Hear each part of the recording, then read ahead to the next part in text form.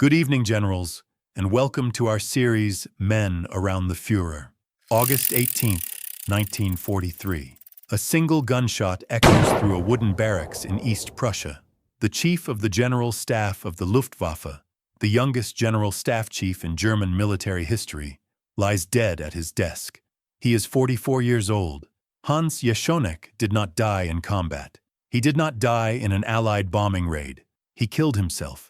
And his suicide note contained only 4 words: "I cannot work anymore." This was not the dramatic exit of a broken warrior. This was the culmination of a catastrophic failure that cost hundreds of thousands of lives. A man who promised his Führer that air power alone could win the war. A man who believed so completely in the invincibility of the Luftwaffe that he built an entire air force around a fantasy. And when reality finally arrived, when the bombs fell on German cities, when the transport planes burned on the ground at Stalingrad, when the Mediterranean became an Allied lake, Jeschonnek could not adapt. He could not accept that he had been wrong. So he pulled the trigger. But the weapon that killed Hans Jeschonnek was not a pistol. It was his own unshakable faith in a lie. Hans Jeschonnek was born in April 1899 in Hohensalza, a town that no longer exists on modern maps. His father was a schoolteacher. His childhood was unremarkable, but one detail matters. Jeschonnek joined the military at age 15, lying about his age to fight in the First World War. This was not youthful patriotism. This was obsession. By 1918, he had transferred to the fledgling German Air Service. He never flew combat missions. The war ended before he could, but the experience infected him with a singular belief. Air power would decide all future wars. Not armies, not navies, aircraft. After the Treaty of Versailles banned German military aviation, Jeschonnek stayed in the shadows. He joined the clandestine Reichswehr, the skeleton force Germany was permitted to maintain. He studied, he waited, and when the regime came to power in 1933 and began openly rearming, Jeschonnek was perfectly positioned. He caught the attention of Hermann Göring, the regime's aviation minister, who saw in this young officer exactly what he needed: a true believer. Not a career politician, not a schemer, a fanatic who worshipped air power with religious fervor. In February 1939, at the age of 39, Jeschonnek became chief of the General Staff of the Luftwaffe. He was the youngest man to ever hold the position. His appointment shocked the old guard. Veteran officers with decades of experience watched as this zealot, this boy, was handed control of the entire German air war. But Göring did not want experience. He wanted loyalty, and Jeschonnek delivered it without question. Jeschonnek's vision for the Luftwaffe was simple: tactical air support for ground operations, close air support, dive bombers, medium bombers that could strike enemy formations on the battlefield, strategic bombing, the kind that required long-range heavy bombers capable of hitting industrial targets deep in enemy territory, was dismissed as wasteful. Jeschonnek believed wars would be won quickly, in months, through combined arms operations, the Blitzkrieg doctrine, and for 2 years, he was proven right. Poland fell in weeks. France collapsed in 6 weeks. The Balkans crumbled. Everywhere the Luftwaffe appeared, enemy forces disintegrated. Jeschonnek became convinced of his own genius. He ignored warnings from engineers who begged for investment in 4-engine strategic bombers. He canceled development programs. He mocked officers who suggested defensive fighters might one day be necessary. Why defend when you are always attacking? Why build heavy bombers when medium bombers were winning every campaign? Ernst Udet, the Luftwaffe's director of air armament, tried to warn him. Udet understood production bottlenecks. He understood the limitations of German industry. He understood that the regime's aircraft designs were already falling behind Allied developments. Jeschonnek dismissed him as a coward. When Udet committed suicide in November 1941, overwhelmed by impossible production demands and Göring's constant blame, Jeschonnek barely reacted. He simply moved forward. There was no time for doubt, but the cracks were already showing. In August 1942, the German 6th Army reached Stalingrad. The battle became an urban nightmare, a meat grinder. And by November, Soviet forces had encircled the entire army, 300,000 men trapped in a frozen pocket. The Führer refused to allow a breakout. He demanded the Sixth Army hold its position, and he turned to Göring, who made the most catastrophic promise of the war. The Luftwaffe could supply the pocket by air.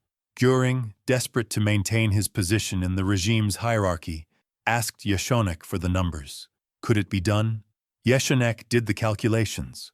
The Sixth Army required minimum 500 tons of supplies per day to survive. The Luftwaffe had transport aircraft scattered across the Eastern Front, Junkers 52s and Heinkel 111s.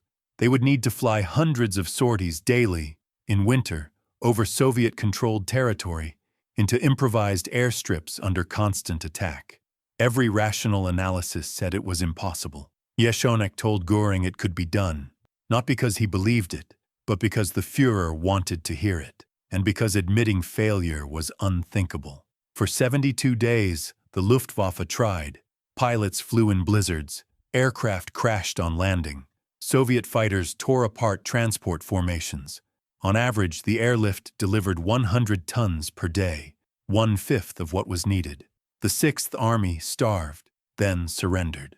91,000 men went into Soviet captivity. Only 6,000 ever returned. Jeschonnek never admitted he had lied. He blamed the weather. He blamed the transport pilots. He blamed Soviet air defenses. But inside the Luftwaffe High Command, everyone knew the truth. Jeschonnek had promised a miracle and delivered a massacre. And Göring, desperate to deflect blame, made Jeschonnek the scapegoat. By early 1943, the Luftwaffe was disintegrating. Not on paper, Göring still reported inflated production numbers and phantom squadrons, but in reality, pilot training had been slashed to save fuel. Experienced crews were dying faster than they could be replaced, and the Allies were gaining air superiority on every front. Jeschonnek found himself surrounded by enemies. Erhard Milch, the State Secretary of Aviation and Göring's deputy, despised him. Milch was a ruthless administrator who understood industrial warfare. He had warned for years that Germany needed heavy bombers, advanced fighters, and a massive expansion of pilot training. Jeschonnek had blocked him at every turn. Now Milch saw his opportunity. He began quietly documenting Jeschonnek's failures. He whispered to Göring that the chief of staff was incompetent. He built a case for Jeschonnek's removal. Adolf Galland, the general of fighters, also turned against Jeschonnek. Galland commanded the fighter arm of the Luftwaffe and was watching his pilots die in unwinnable battles. He begged for more aircraft, better tactics, permission to concentrate forces. Jeschonnek refused. He still believed in the offensive. Defensive thinking was defeatist. When Galland protested, Jeschonnek snapped, "The Führer does not want to hear about defense." Then came the disasters. In July 1943, the Allies invaded Sicily. The Luftwaffe was supposed to destroy the invasion fleet. Instead, German aircraft were slaughtered. Entire squadrons vanished in days. On July 24th, British bombers hit Hamburg with a firestorm raid that killed 40,000 civilians in a single night. The Luftwaffe failed to stop them. Göring summoned Jeschonnek to his estate. The meeting was brutal. Göring screamed that Jeschonnek had lied to him, had deceived the Führer, had destroyed the Luftwaffe with his incompetence. Jeschonnek said nothing. He returned to his headquarters in silence. By August 1943, Jeschonnek was a ghost. He stopped eating, stopped sleeping. Officers noticed he no longer participated in meetings. He would sit in silence, staring at reports, saying nothing. On August 17th, Allied bombers struck the Peenemünde rocket facility in a precision night raid. It was another humiliation. The Führer had personally guaranteed Peenemünde would be defended. The Luftwaffe had failed again. Jeschonnek attended the post-raid briefing. He said nothing. Then he left. The next morning, his adjutant found him dead. The official story was heart failure. The regime suppressed the truth for months, but the inner circle knew. Jeschonnek had shot himself in the head. He left no dramatic farewell, no confession of guilt, just 4 words: "I cannot work anymore." Göring did not attend the funeral. He sent a wreath. The Führer never mentioned Jeschonnek's name again. What killed Hans Jeschonnek was not Allied air power. It was not the stress of command. It was the collision between his delusion and reality. Jeschonnek built an air force for a war that ended in 1940. He designed the Luftwaffe to support fast, short campaigns of annihilation. Everything, doctrine, aircraft design, training, logistics, was optimized for tactical air superiority in limited theaters. But the war did not end in 1940. It metastasized into a global, industrial, multi-year conflict that required strategic bombing, long-range escort fighters, massive pilot training programs, and defensive air networks. Everything Jeschonnek had dismissed as unnecessary. When the Allies began their strategic bombing campaigns, the Luftwaffe had no answer. The medium bombers Jeschonnek loved were useless for hitting British cities. They lacked the range. The dive bombers he championed were slaughtered by modern fighters, and the training pipeline he had starved could not replace losses. Jeschonnek's defenders argue he was a victim of circumstance, that no one could have predicted the war would last so long, that he was following the Führer's orders. But this is a lie. Udet predicted it. Milch predicted it. Allied intelligence officers predicted it. Even some of Jeschonnek's own staff officers warned him. He simply refused to listen. Because Jeschonnek was not a strategist. He was a zealot, and zealots cannot adapt. They can only double down until the lie consumes them. What made Hans Jeschonnek different from other regime generals was his sincerity. Men like Göring were cynics. They lied because it served their interests. They stole art, hoarded wealth, played political games. Jeschonnek did none of this. He was not corrupt. He did not accumulate power for its own sake. He genuinely believed in the mission. He believed air power could win the war. He believed the Führer was infallible, and he could not reconcile his faith with the evidence. This is what made him dangerous. A cynic can change strategy when the facts change. A believer cannot. Jeschonnek's faith in his own doctrine became a mental prison. Every failure had to be blamed on external factors.